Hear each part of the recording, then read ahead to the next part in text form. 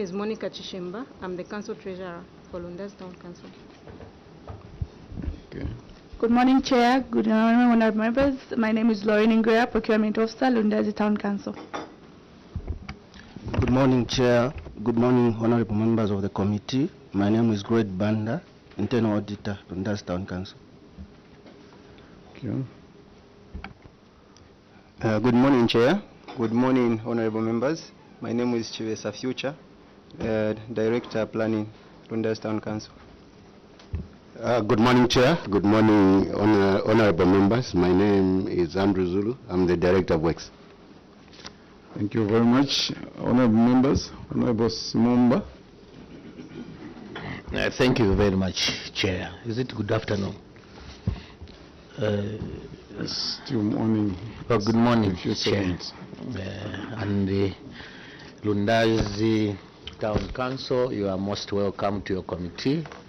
And Happy New Year. My name is Honorable Simumba Lucas, Member of Parliament for Nakonde. Thank you very much. Chair, I greet you once again. Good morning. Good morning. Good morning, honorable members, permanent witnesses, Lundazi Council. Good morning and welcome. Mishek Mutetwa Nyambose, representing the special people of Chasefu constituency, from where you are coming from. Thank you so much.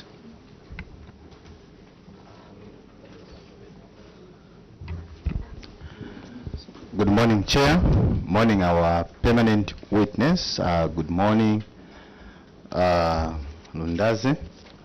Honorable Luhamba Mwene, Member of Parliament for Mangango Conference in Western Province, Kaoma District.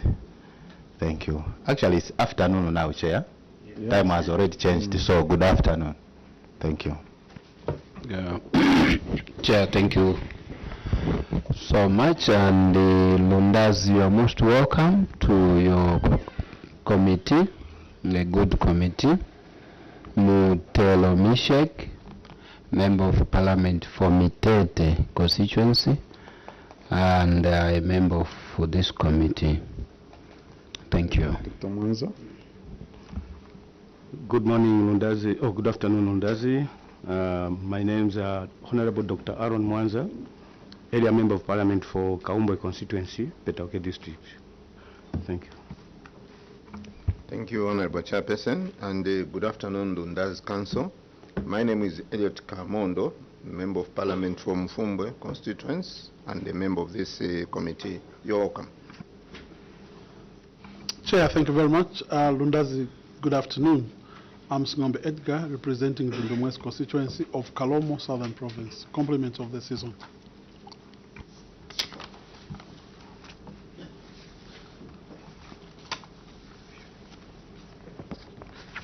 Thank you very much. Vice Chair. Thank you, Chair. Good morning, good afternoon, Lundazi Town Council.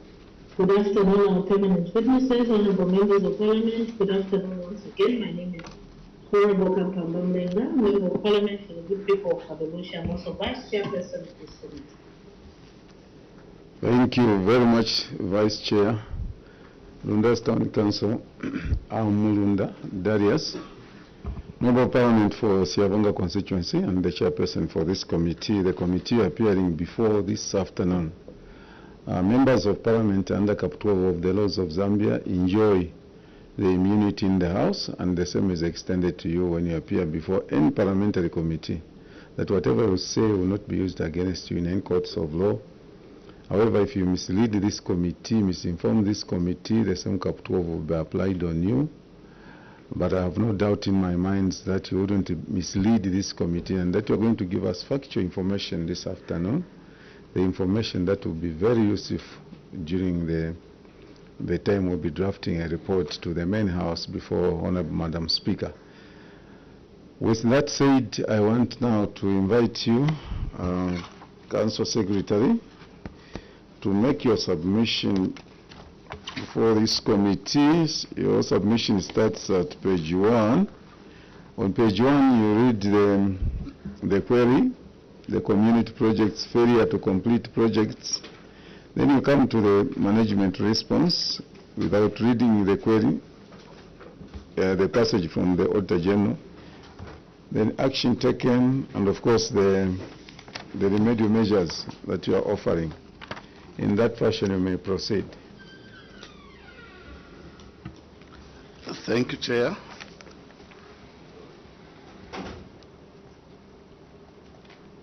Community projects, failure to complete projects. Management response.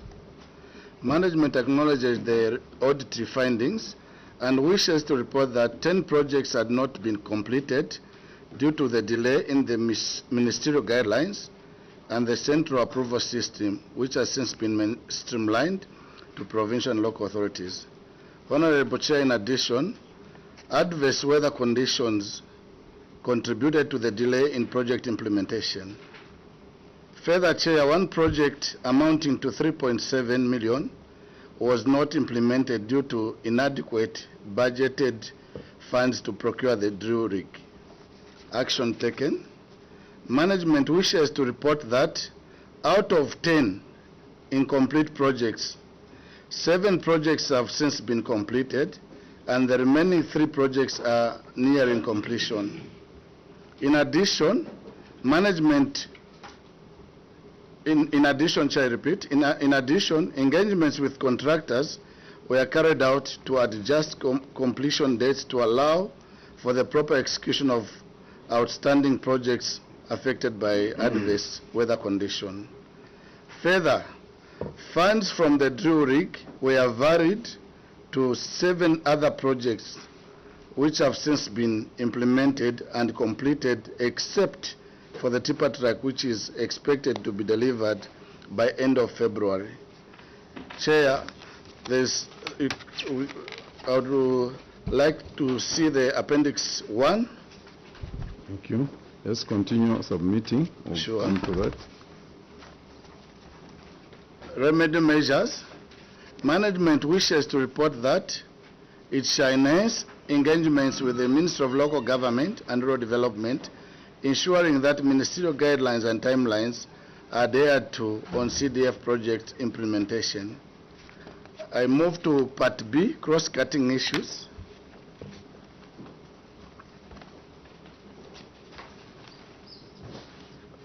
Budget performance. Management response. Management acknowledges the audit finding and wishes to report that the variance of 2 million was as a result of the retention at source, which was meant for the procurement of the Constituency Development Fund project monitoring vehicle and the constituency police vehicle. The interest share was earned as on the CDF account, which was remitted to the Ministry of Finance through Control 99 account in accordance with the guidance by the Ministry of Local Government and Rural Development under Circular Minute Number MLGRD/101/22/157. Management has since budgeted and requested to utilize the funds as per guidance. In addition, the balance reported brought forward from 2021 relates to incomplete projects, and these funds were committed to 7 community projects, and interest earned on the funds was transferred to the Control 99 account. The lower expenditure on the 2022 CDF funds was due to late release of CDF guidelines received on 31/01/2022 and an instructive circular dated 20th April 2022, which guided that councils were to conduct orientation and sensitization of key stakeholders from April to May 2022 prior to expenditure on CDF. Furthermore, guidance on the operations of the Constituency Development Fund, youth, women and community empowerment loans were issued to local authorities on 24th March 2023, adding up to the unspent CDF funds. The central approval system had also contributed to the delay in project implementation. However, system has been streamlined. Action taken. Management wishes to report that after receiving the guidelines, an accumulated total amount of 21,935,739 56 Ingwe has been spent, leaving a balance of 1,804,171 35 Ingwe. See Appendix 2, where there are ministerial guidelines and the other attachments, Chair. A summary report is also included there, Chair, in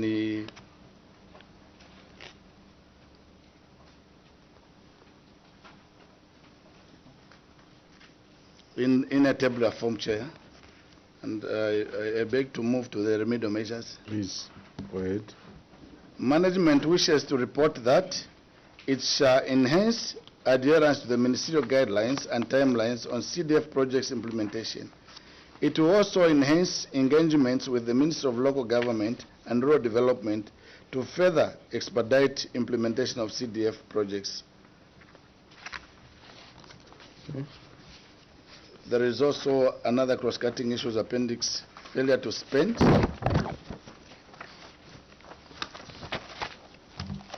Management response.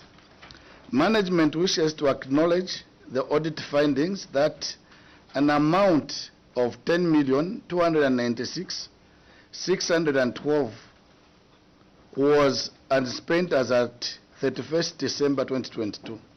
The failure to spend was due to the delayed release of guidelines which were received on 31st January 2022 and the circular dated 20th April 2022 which guided councils to conduct orientation and sensitization of key stakeholders from April to May 2022 prior to expenditure on CDF. Action taken. Management wishes to report that an amount of 14,392,538.91 Ungwe has since been spent on the community projects, leaving a balance of 1,747,622.85 Ngwe. The total amount for community projects increased due to a variation of 4.2 million from secondary school bursaries. The balance on the funding is for the remaining works for projects not yet completed and retention. There have been several engagements, Chair, with the contractors to expedite their works, including written reminders as attached on Appendix 3.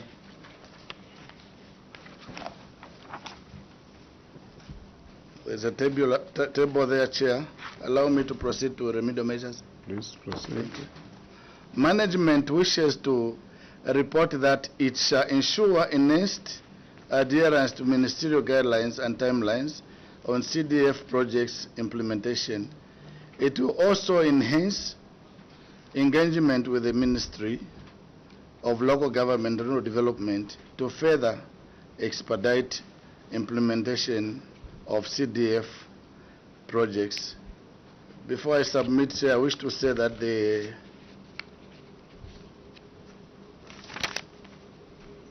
action taken by management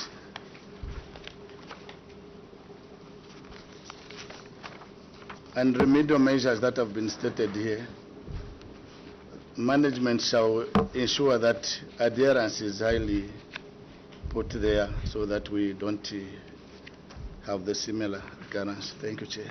Thank you. Honorable Smumba, Honorable Kamondo. Thank you, Chair. Thank you, Chair. I'll take you to page 1. Chair, my interest here is when you look at failure to complete projects. they have confirmed to say there were 10 projects that were not completed, and out of 10, 7 have been completed. Second, the variation chair that the money which they used, they were supposed to use to buy a drill rig, 3.7, they valued it to 7 projects, and all these 7 projects, Chair, that have been completed. So I was just counting in total the number of the projects that they have completed. There are 14. Then when you go to Appendix 1, I'll take you to Appendix 1. I was just trying to count how many these certificate of completion. Chair, there are about 13. I don't know if the other one, or they have just kept it there, they have with them so that they can show to this committee that really all these 14 projects, they are done. Chair, I would ask the CS, I submit. Council Secretary. Thank you very much.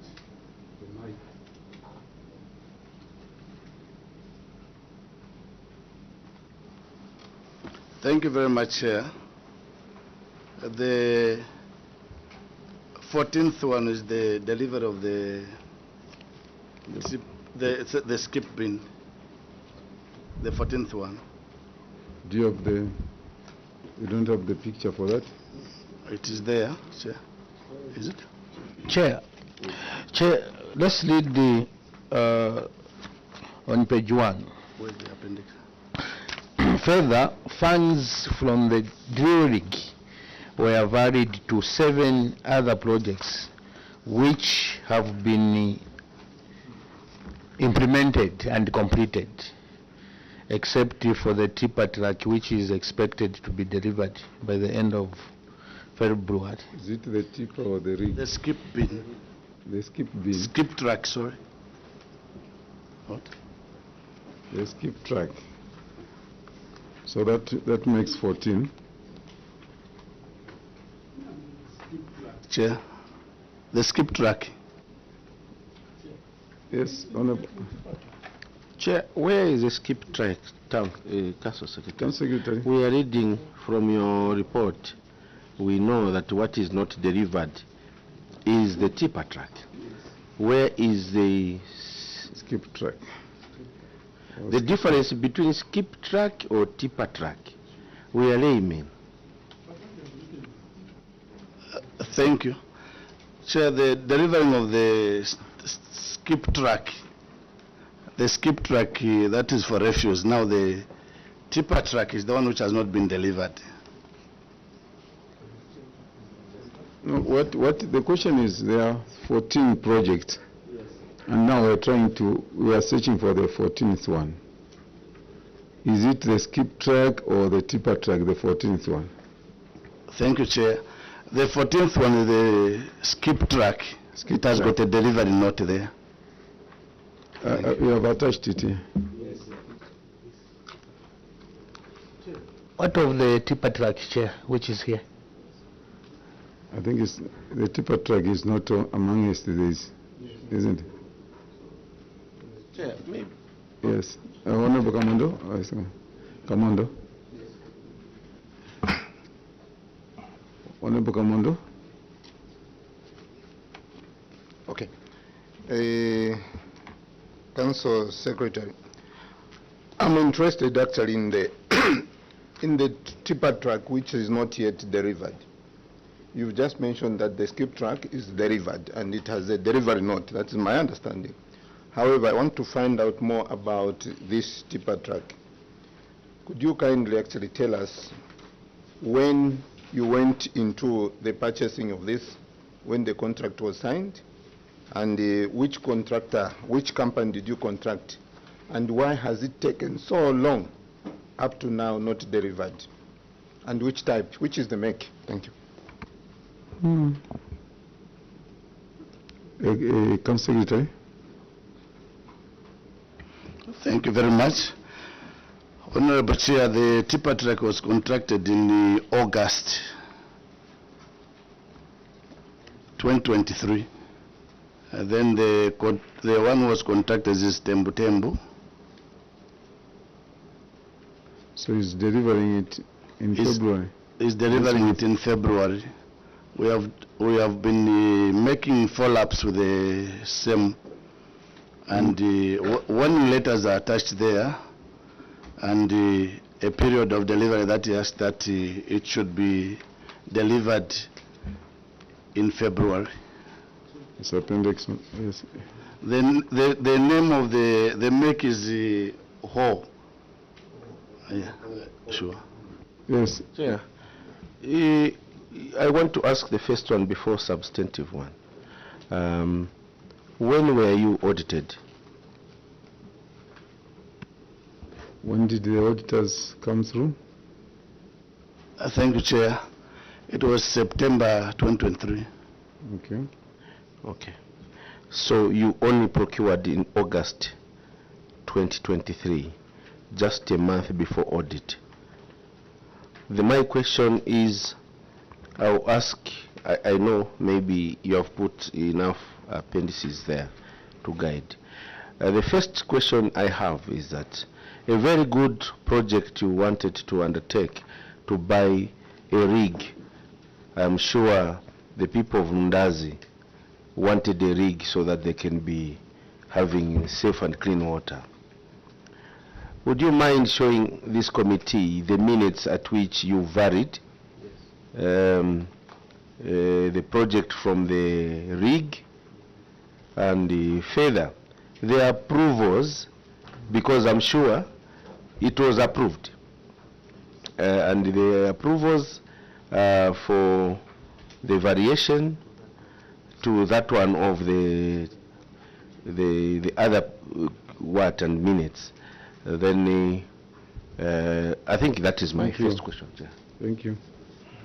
On the same, yes. Thank you, Chair. Yes. On the same rig, let I take you to page 1. Cause of query on page 1 of your submission. On the cause of query, so the last sentence. Further, one project amounting to 3.7 million was not implemented due to inadequate budgeted funds to procure the drill rig. Do we have evidence to show the quotation or the presentation from the would-be suppliers of the rig? How much did they quote, and compared to our budgeted 3.7 million? The second one, on the same rig, if I go to appendix where the committee requested for variation to vary the 3.7 million meant for the rig towards 7 projects, on appendix 1, page 3. Page 3, there are some stories here talking like to justify the decision to vary the cost from the rig appendix to 7 to appendix 1, page 3. Yes. Yes, go ahead. Okay, appendix 1, last page. I mean, a page before appendix 1. A page before appendix 1. No.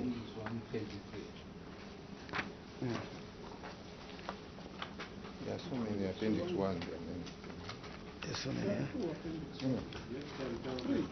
No. Look at appendix 1. Which one? A page just before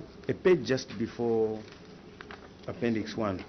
The title is variation of 3.7 million. We are referring to. Oh, yeah, there are so many appendices. Yeah, exactly. Appendix 1, 6, because there's appendix 1, you will have a subtitle of 1, 6, 2, yeah, 3, yeah, 6. 5, 6. Yeah, completion, under completion certificate, 6 is under completion certificate, appendix 1. Yes, ask your question. So a page before that, this is a proof of the committee to vary the cost, the expenditure to 7 projects. But the reason that is put here is not consistent with the management answer about budgetary constraints. On page 1, you have got a reason of budgetary constraints, that what you had budgeted for is below what the cost of the rig was. Then, was the committee sat wanting to vary the cost? When we read, I can read for you. It is the DPO presented, this was necessitated by numerous community queries, outcries on a number of bridges that needed immediate and urgent attention. It was from that background that an assessment and appraisal was conducted in order to be able to respond to the various needs. From the appraisal report and the consultations made with key stakeholders, a recommendation for the variation of 3.7 million towards the purchase of drilling rig was made towards the rehabilitation of some and construction of some bridges at key crossing points and other urgent community projects. So the justification to vary the funds to these community projects, as per the committee here, is about the inaccessibility in the district due to damaged roads and the bridges. Whilst management as justifying that the budget was not enough, it was inadequate. Which is which? Which do we take? To put it in more simply, here you are saying inadequate budget.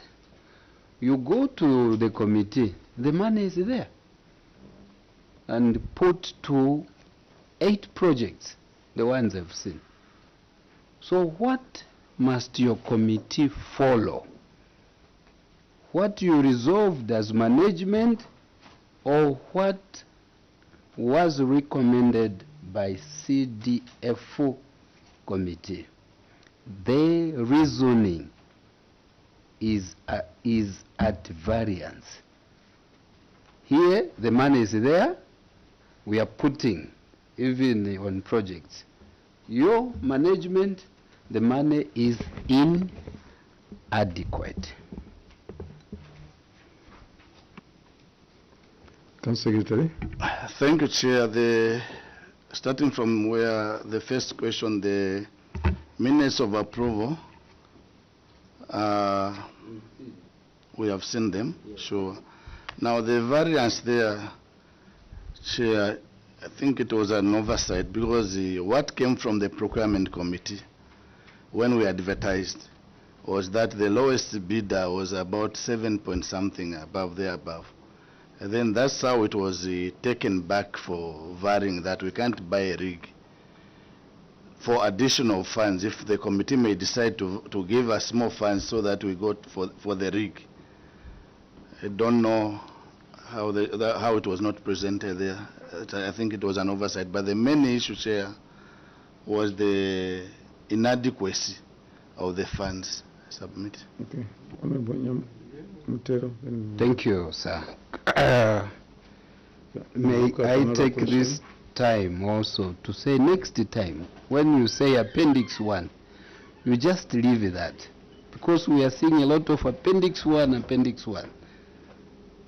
No matter how many, you leave them as Appendix 1. There's what we've come with all the local authorities, even with this one, had not been completed due to the delay in the ministerial guidelines. Everyone who is coming is talking of that.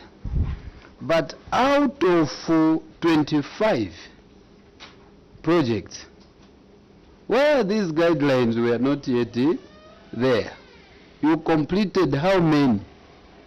You were able to complete many projects. Now, when you are questioned on the few, you say the guidelines were not yet there. How did you manage the other ones? Which guidelines did you use? Which ones? Are you seeing what I'm seeing? Yeah? 25 projects, 14 completed. 11 not completed. Why have you not completed? The guidelines were not there. But how did you manage to complete the 14? Okay, thank you. Is it on the same? Yes. Chair, mine is a simple one. Council Secretary, you said that the cost of the rig was somewhere 7. Where did you get the 3.7 million initially that you had set aside? Where did you get it from? Why 3.7? Why not 1.2? Where did you get this figure that eventually it turned out to be inadequate? Where did you pick it from for you to have challenges not to fulfill the procurement of the rig? Thank you, Chair. Is it a new question, Honorable Person? Listen, okay.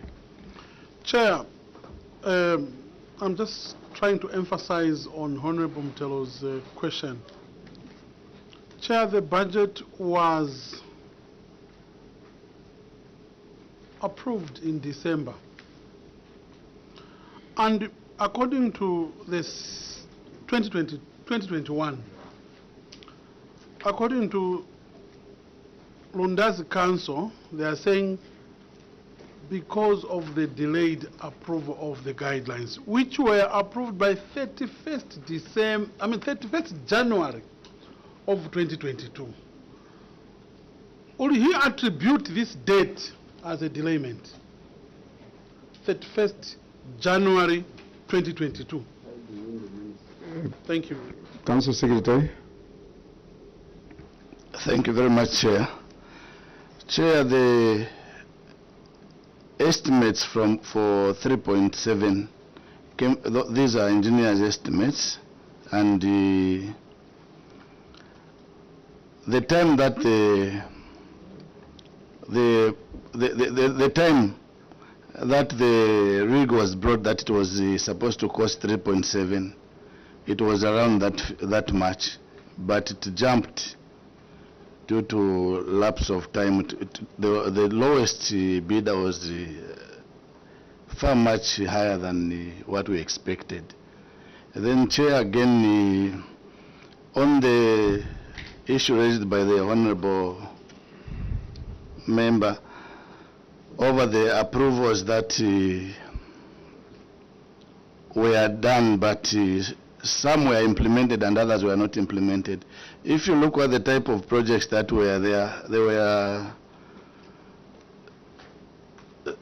water reticulations and the access points to cross to those areas to take the materials. Our place is waterlogged in some areas, and we had experienced by then the adverse weather condition. The flood was around that time, so despite being approved, we had to stay for a period that we did not implement. But where you confused everything, you said you attributed to the late, approval of the guidelines, and you said that's what delayed you, not the adverse weather. That's why members are saying, if you have 20, you have 14 approved, then others are not approved. Yet, 14 are done, completed, and then others are not completed. And then you attribute that to delayment from the ministry, approvals. And now you are telling us that no, it was actually the weather that was adverse, those projects that are remaining, isn't it? That's what you are submitting. Yes, Chair, for some it was adverse weather. Chair, maybe on the same, we wanted to find out if those which were done, they were approved at a different time with the ones which were not done. Did they? Secretary, were all projects approved at the same time?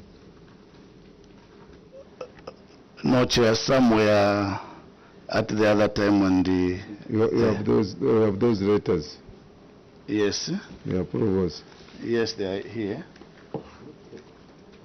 One. Also.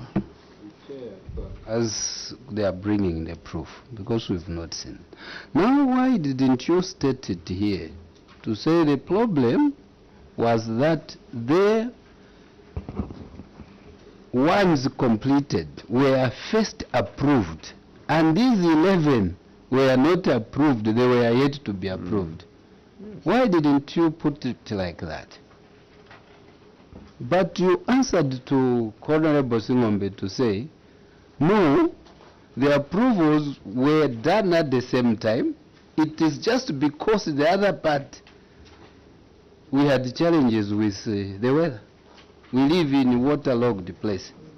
So what must we take? All of you councils are hiding in the ministry. But now it has come to our attention. 25, this done. The others you want to hide in the ministry. Council Secretary, which one? Chair, there are projects. In the first one, some are not complete. And in the second one, we have another one which is not complete. So the... What? Just give the Director of Works to explain. Director of Works, through you, Chair. Thank you. The auditors have even helped you to say 10 of those were in progress. So if projects are in progress, do you still need to be approved? Do they still need to be approved? Yes. Do they still need to be approved? Council Secretary. Those which are in progress, Chair, they don't need to be approved. Exactly. But the issue is that the same 10 in progress, some have not been completed there. Exactly. Thank you, Chair. And the completion is what we are querying, because you've given your committee to say they were not completed because the ministry delayed. How do they delay if the projects are even in progress? How do they delay? Yes, Honorable Members. Chair. Yes, I just wanted to refresh myself. I know maybe you responded. Is the skip track delivered? Yes, Chair, it is delivered. Then my next question, Chair, is only Mchereka Culvert. I just wanted to... Page what? It's on the appendix 3. Appendix C. Is it appendix 3? Appendix 3. 1. Appendix 3. 3. On construction of Kabinda Mchereka Culvert.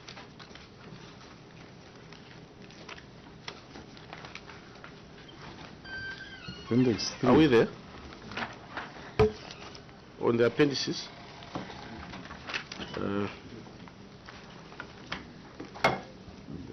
You are there, Chair. Where they have put a number of the status report on community projects, 10 queried projects. Okay, yeah. Yeah, they have put a status report.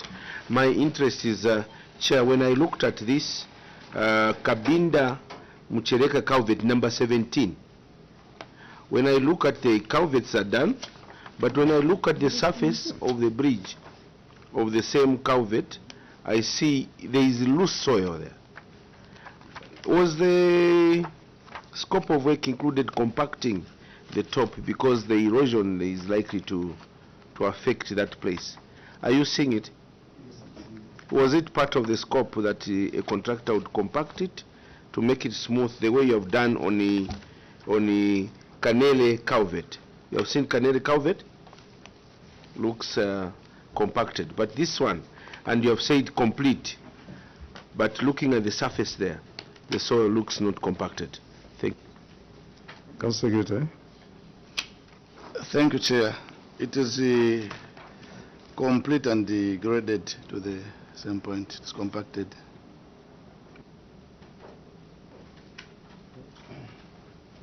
Honorable Munza. Just a follow-up, just a snapshot of projects that you have shown us. I take you to project for the completion of 1x3 classroom block at Manhaka Day Secondary School. This is under Appendix 1. Number 7. Yeah. So, yes.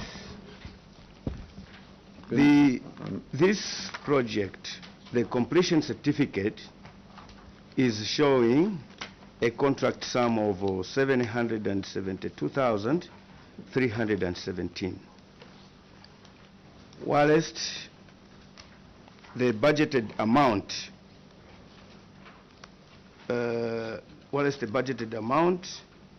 is 833,907.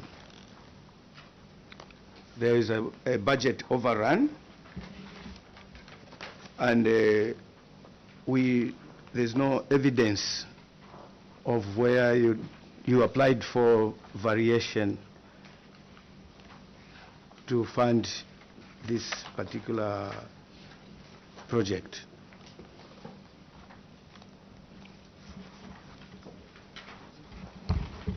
And the same project, it's already the defects liability period ended on 30th of December 2023, which means that the contractor has already been paid his retention money, even as confirmed by the project ledger.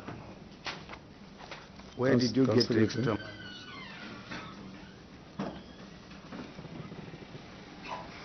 Council Secretary. Chair, allow me to check for the ledger, because I'm looking at... The ledger is on Appendix 1-7 project. Is it more than? Appendix 1, Roman numeral 7, project ledger. It's within the 5%. It's slightly higher than...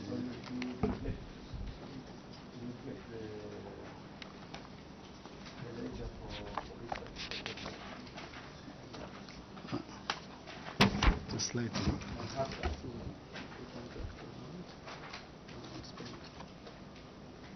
It's slightly higher. It's lower. There's a balance.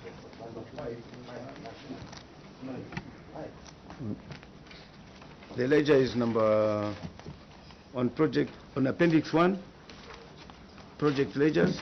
It is number 6, because these are not numbered, but it is number 6. Mankaga Primary School.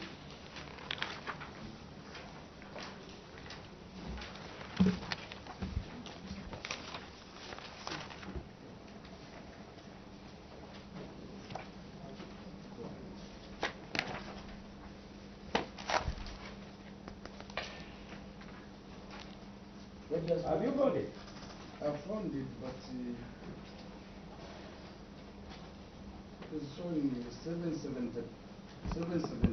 Yes. Yes, I found it. It's showing 772, 317. Then the amount spent is 733, 259.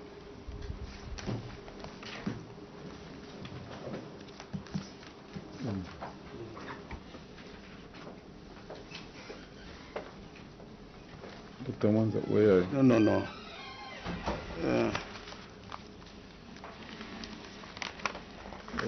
Just take your time. Project Okay, number follow me. 7. Follow me. Go to Appendix 1, 5. Copies of CDF's meeting minutes. Are you there? It is very easy to take out your appendix. Appendix 1, then it has Roman numeral 5, right? So you open the first page, is showing the budgetary allocation for all your community projects in Lundazi. And project number 4, on this one, the word is Luneva, and Manghaka Primary School. The amount allocated is 833,907.58. Is it true? Yes. Okay, then the contractor's certificate of substantial completion is on Appendix 1, completion certificates. I think it is paper number after Lundazi. Yes, the first completion certificate. No, it is the second. Transtech Engineering Limited, completion of 1/3 classroom block at Manghaka Day Secondary School. Are we talking about the same project? Yes. What is the completion, the total contract sum as per this certificate? It is 772,317, which is in variance with the allocated amount. And the ledger shows it is the ledger shows 772,317. So my question is, this particular project, there's that variance. Thank you, Chair. The approved amount was higher. Yes. Then the contracted was less. Yes. And the paid amount leaves the retention. So that is the variance. Okay, so that's the retention. Yes. But from the end, from the certificate, his retention period is over. This is end of defects liability period is 20th. Is it 30th of December 2023? Has it been paid? Chair, he's supposed to claim. If he claims, then he will be paid. Yes, Honorable Nyambozi, Honorable Shakafuswa. Chair, I will start from the response from the CS. These are contractors that you are in contact with, and the money is sitting in your accounts, not portraying a good picture. You heard the burn rate that came. Now, if this contractor really, his time for him to get the money is, why can't you communicate? Why are you not communicating that your period is over? Come and get your money. That's my first comment on the same one. The second one, Chair, I just wanted to take the CS and the team to the letters that you wrote, the warning letters, to those contractors who were not performing accordingly. You told us, or told this committee, that you were audited in September, isn't it? September 2023. The warning letters were only written on 27th December 2023. Had it not been for auditors, why did it take all that period for you not to warn them, to engage them? Because this was warning. December 2023. Why did you wait for auditors, CS, and your team to start warning these contractors? And yet you have been engaging and you have been monitoring their progress, if indeed you monitor through your departments. Thank you. Secretary. Thank you, Chair. There has been several warning letters and engagements with all the contractors to push them, but those were just dated as far as the 13th September and following, just on a day-to-day as we do our routine monitoring. But these were just the last written letters to them and giving them the chance to complete. Thank you, Chair. Honorable Shagafuso. Chair, I note that there was delay to disburse We're winding up. Yes. CDF loans. You have not provided a table to show how much you have spent. I'm interested to know, did you spend everything on CDF loan, and what is the compliance levels in terms of repayment? Council Secretary. You can ask the Treasurer to respond. Okay. Thank you very much. Chair, we paid everything. I think I can invite the DPO to conclude, if I'm permitted, Chair. DPO. Thank you so much, Chair. With the loans, I will attest that we had delayed in terms of the disbursement due to the fact that the guidance was given to actually start disbursement of the loans was a bit late.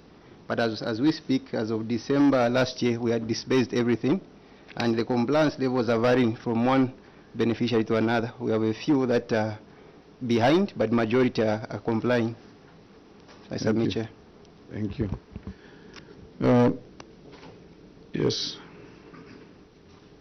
The people for Lundaz, they are waiting for their tipper.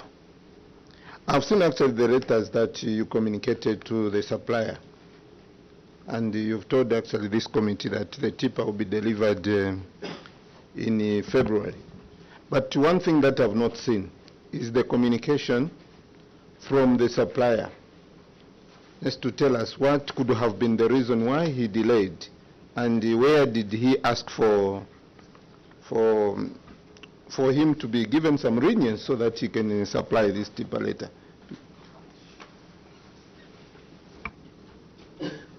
Thank you, Chair. The contractor of the tipper also wrote, although I have a copy with me here. So. Yes, what did he write? What did he write? Sure. All of it. What did you write? No, you can just sum up. You can just tell us. Thank you very much. The contractor wrote that he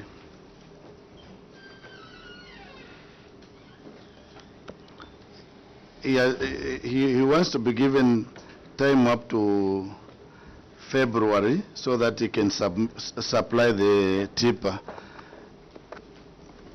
That one is not coming from the... Him was asking about the supplier. Do you have communication with the supplier? You don't have. You only have... Chair, but though we did not include it in this report that is to you.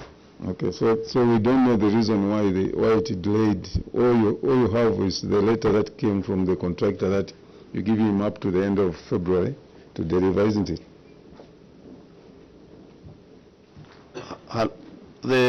From your submission, you said the tipper should be delivered in February. So I'm just saying, what you submitted is that the tipper will be delivered by the end of this month, isn't it? Yes, sir. Honorable members. Chair. Yes. The Lundaz Town Council wrote to the supplier on 22nd December 2023. So when I follow the Honorable's question, he wanted to know if the supplier had written a letter confirming to you that he is going to supply the very tipper come February, which we are in February now. Do you have that evidence? That's the question.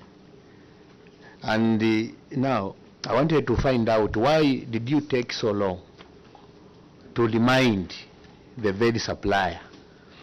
You only acted upon receiving the external auditors.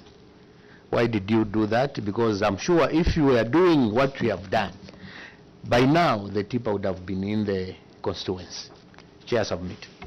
Thank you. Council Secretary. Thank you, Chair. May I invite the Director of Works? Thank you. Director of Works. Thank you, Honorable Chair. Yeah, apart from the written reminders and warning letters, we actually also had verbal meetings with the contractor. I think the reason he gave, I think the last time was the period, because we were in the festive season. Yeah, he was saying the manufacturers, they're on break. That was the, but we've had verbal communications and meetings with him. Yeah, hence now the follow-up was the letter now to warn, to give him an ultimatum. I'm running out of time.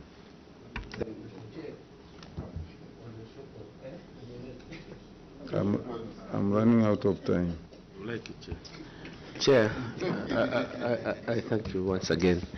Chair, the response from the director has brought a lot of, yes. The issue which is here, CS, is that the people of Lundazi want to see the service of the truck, which you procured some time back. It had to take the auditors, external auditors, as said by my colleagues, to start writing. And one thing I wanted to indicate is that in the government system, the official communication is a written communication.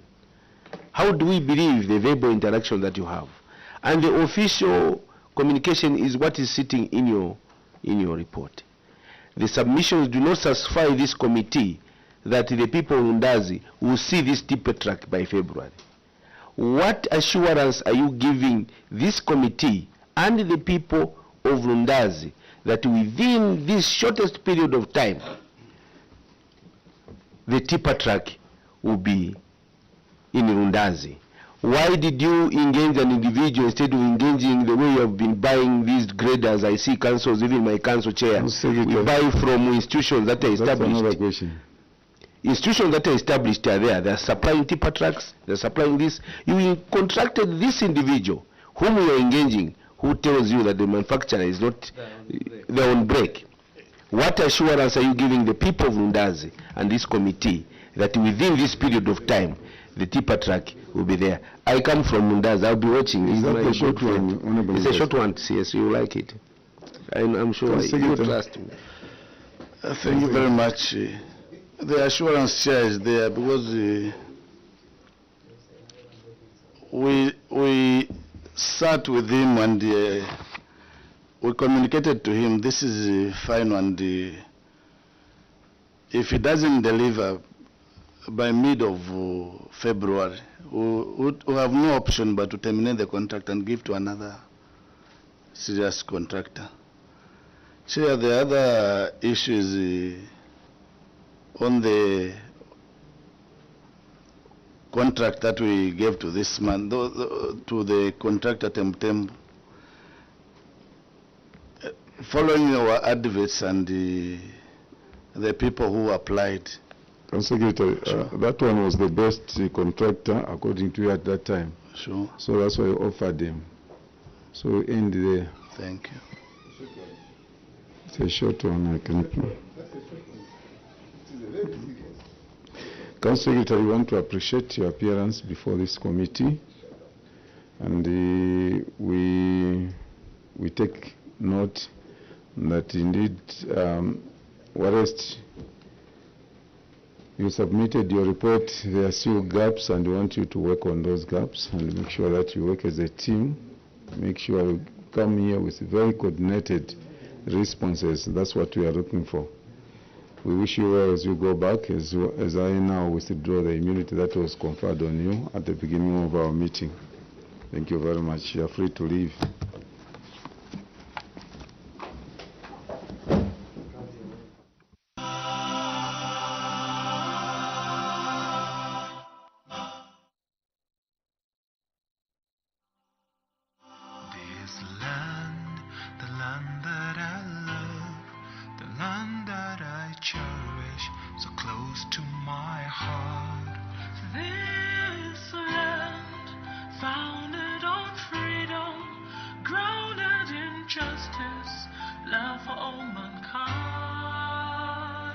It's a land where every person is born free and it's a land of peace, of love and unity. This land, Zambia, land of the strong, home of the brave. Our land, Zambia, free men we stand in this land. In this land, beauty all around.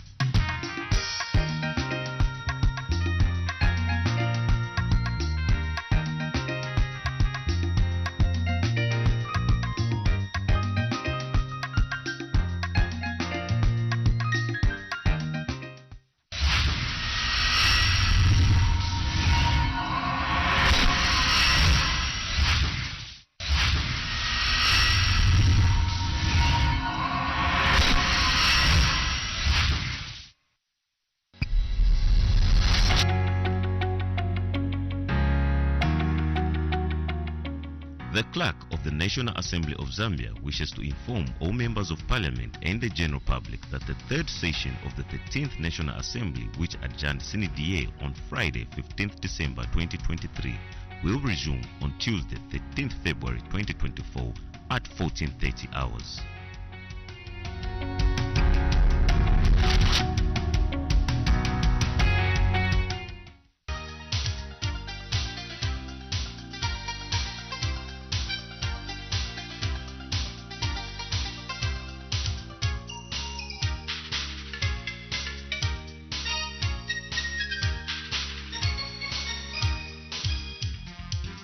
Today on Know Your Constituency, we navigate Matero, a high-density constituency located northwest of Lusaka province.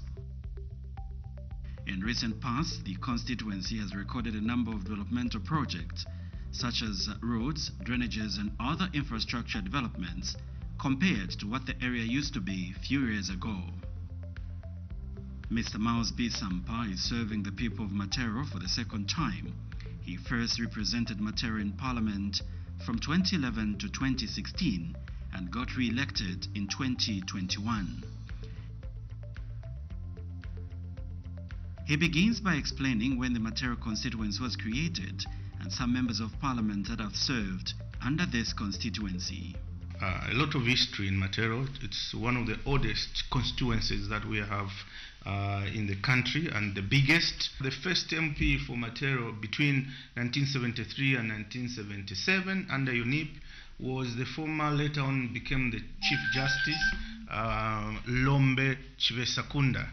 And then Mr. Francis Koma took over from 1978 to 1989, and then gave way to Honorable Abel Mkandawire from 1988 to 1991. He served one term under UNIP, Abel Mkandawire.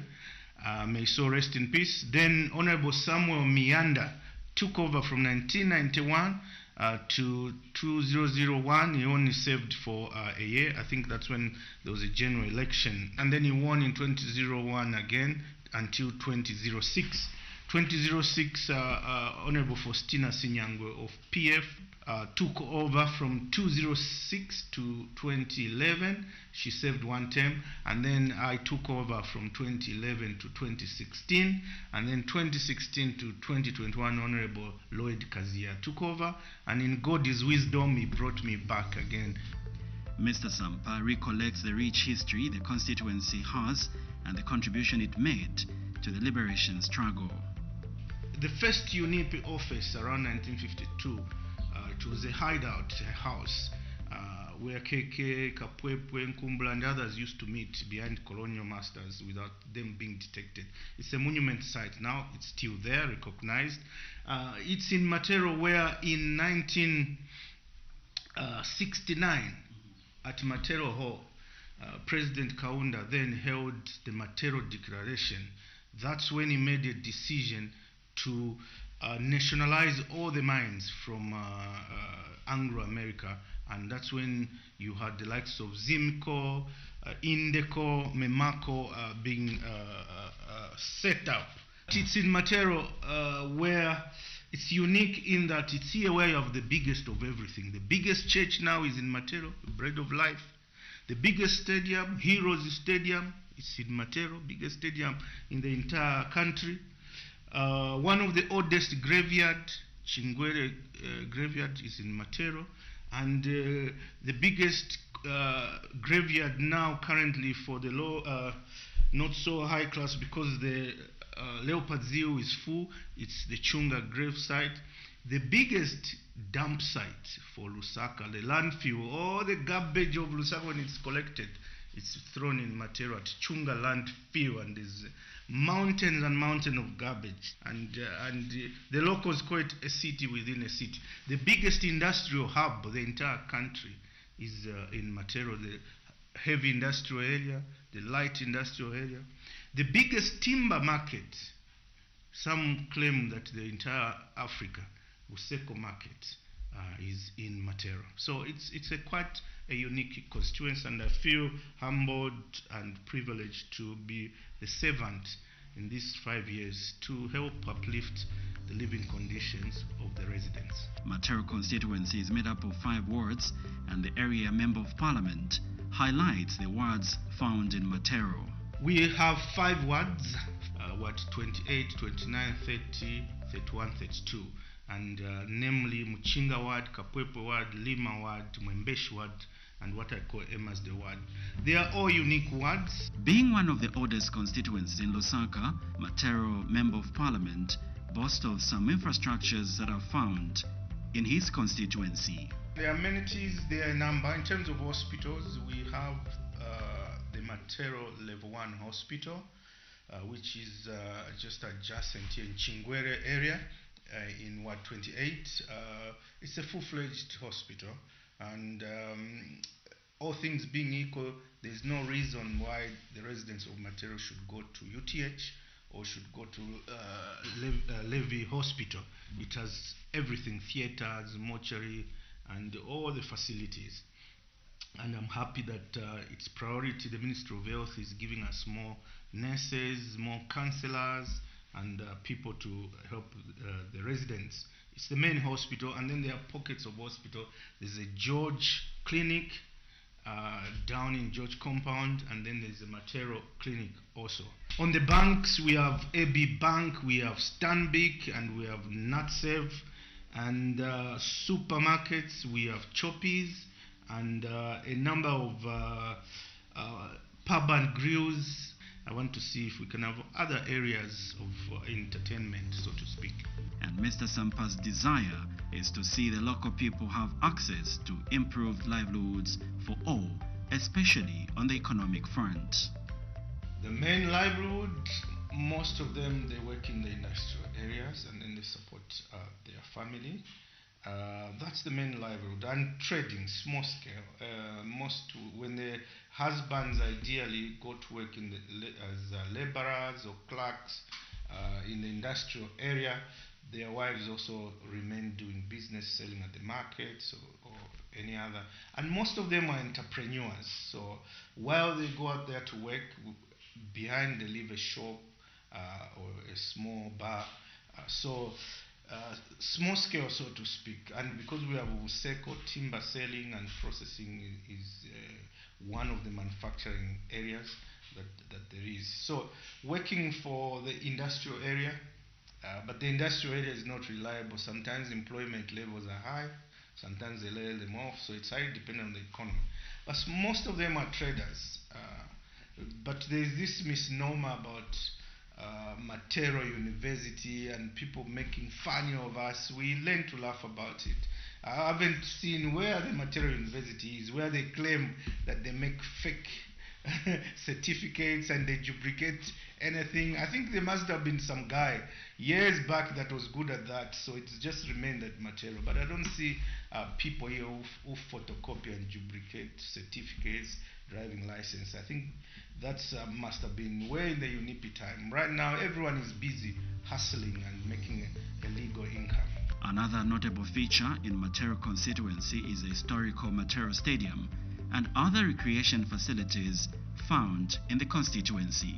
Other than the Heroes Stadium, so we get to watch all the international matches that are there, we have the historical Matero Stadium. Any renowned player in the KK11 played at Matero Stadium. I personally used to go there as a ball boy. But we're also lucky in Matero. We have the OYDC, so essentially we have swimming pools there.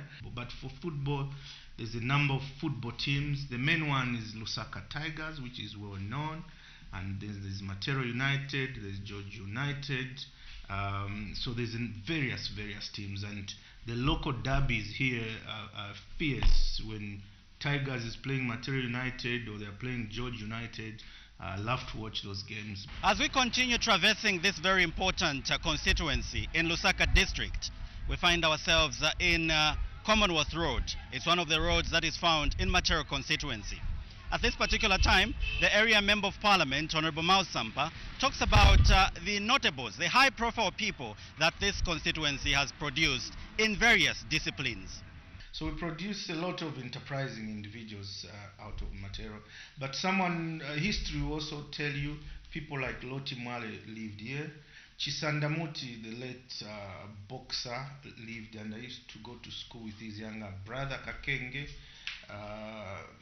So boxers were produced out of Materere, but the biggest name to come out was Chisandamuti and Patrick Bomba Panda, and a number of other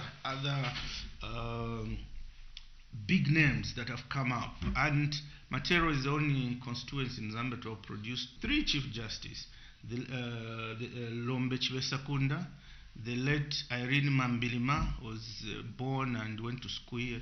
The school, this is the MP office, the school outside there, the name of the school is Mambilima High School, from Irene Mambilima, the late Chief Justice. The current Chief Justice, Mumba Malila, is a Matero product. So Matero produced 3 Chief Justices, and so that's a success on its own. I don't think it happens by fluke. I think the upbringing, people are made to believe in themselves and fight and swim out and excel. In recent past, the constituency has had a reasonable share of developmental projects, as it can be confirmed by the area Member of Parliament. Matero has developed a lot of success last 10 years. The roads, Commonwealth Road, Rumumba Road were quite bad, Mungwi Road, and now they are properly done to double lane, and the number of roads, so that's the main issue. But in areas like George and Landa, before, we've made progress in giving them flushing toilets, and water has always been a problem. There's a government development program going on now under Ministry of Water, where they are laying new pipes in Chunga area and Chingwere, because the pipes are so old. They were put up in the colonial era, so they corrugated, and it was difficult to get running water into the communities, and the sewer pipes as well. So this huge project by the government, sponsored by the World Bank. Just like other constituencies, Matero has its own challenges, and the area Member of Parliament is equal to the task. The level of crime is relatively quite high, and we're working closely with the police. In the last 5 years, we've opened up, I think, 3 new police stations, and I'm hoping we can open another one in Muchinga. So it's in my plan to network, support the police, find a way of getting some of the CDF to help with security. Mr. Sampa highlights the importance and the benefits of the constituency offers to the people of Matero. People have somewhere they can go to buy food because it's within their area. Even if I'm not here, we have assistants, 2 of them, given by Parliament and employed and paid by Parliament. So even if I'm attending to other matters or I'm inside the chamber at Parliament, they meet, I'm always in constant touch with them. They tell me who's here and tell them the response or what to do. So there's always, in theory, somebody every time. And anyone who has a problem, they can walk to the office, leave a letter or leave a complaint. And when I'm free as MP, I know they want to speak to the MP. But when I'm unable, so the parliamentary assistants help out. In reality, we are in constant touch with the people. I cannot imagine without the MP office.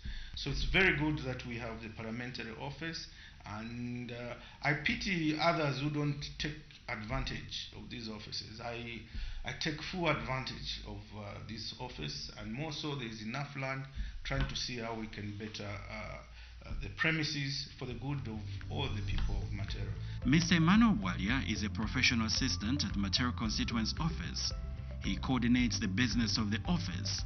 He begins by giving a descriptive location of the constituency office. This office is located at plot 168/7. It is located in Muchinga ward. So we have 5 wards in Matero constituency. There's Mwembeshi, there's Lima, there's Matero, there's Kapwepwe. The 5th one is Muchinga, and this is where we are located. So there's a school that is close to this office. It is called Mambilima Primary, just in case you might get lost. Then we also have Matero Level 1 Hospital, which is also very close to the office. So if in case you are willing to come to the office and you're a member of Matero constituency, at least those are some of the close establishments that are there. There's also, just next to the office, there's Muchinga Police. Mr. Bwalia now shares his role as a professional assistant and the office establishment. My role is basically to manage his office so that it functions not only effectively but efficiently as well. So we do part of his job, but we work in conjunction with him. So we at the office when he's not around, and we attend to members of the constituency who bring different issues to the office. We are employees of National Assembly of Zambia. The staff establishment is made up of 4 people. There's a professional assistant, there's an administrative assistant, and we have 2 security personnel.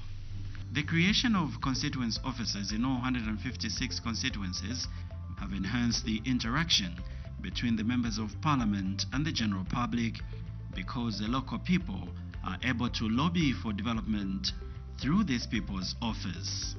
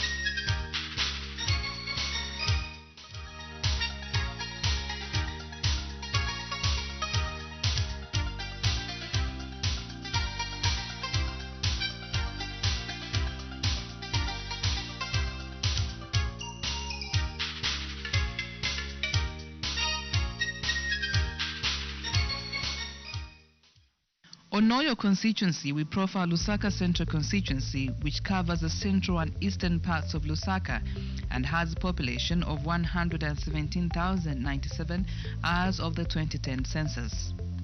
Lusaka Central constituency houses the biggest hospital in the country, the University Teaching Hospital UTH. It is in this constituency that you find a number of institutions that offer tertiary, primary and secondary education. A walk or drive in Lusaka Central constituency gives the constituents an opportunity to shop from a number of shopping malls dotted around the area. Lusaka Central constituency houses the highest number of malls in Lusaka. This is the Lusaka Central constituency office situated off Mutabatuba Road, plot 10945 Woodlands Extension. The office is a meeting place for the Member of Parliament and the constituents for the purpose of sharing ideas and information to enable the Member of Parliament carry his or her duties effectively. Some of the Members of Parliament that have served under Lusaka Central constituency include Mr. Deepak Patel from 1991 to 2006, Mr. Guy Scott from 2006 to 2016, Mrs. Margaret Manakatwe from 2016 to 2021, and the current Member of Parliament is Honorable Mulambo Haimbe State Council. Honorable Haimbe is passionate about serving the people of Lusaka Central constituency. We, of course, being hosts of not only residential areas but also business areas, we have quite a few interesting features in the constituency. And of course, given how vast it is, for example, if we talk about State Lodge, we actually have some of our constituents who sit on farm properties. So that would give you a clear indication of the unique nature of the constituency. We have, of course, this State House, as I mentioned earlier. The citadel of power actually sits in Lusaka Central constituency, which makes it extremely unique. You have Cabinet Office, you have the Republican President, both office and home are within Lusaka Central constituency. You might want to know that Community House, where the President currently resides, is in Luwa Ward, where we are sitting today. We have the Central Business District, which I think is a key feature of the constituency and of us all as Zambians, where we have seen that there is quite a bit of work that needs to be done, and pooling of stakeholders. Currently the CBD does not reflect what Lusaka was meant to be, which is the garden city, and so that is where we have key priorities also in making sure that we align the way the CBD appears, the way we do business in the CBD with the image of Zambia as a whole, the way we want it to be. We have some of the best hotel infrastructure sits in Lusaka Central constituency. Of course, you have the Pamauzi Hotel, amongst others, the newly refurbished and what was previously known as Intercontinental Hotel, amongst others.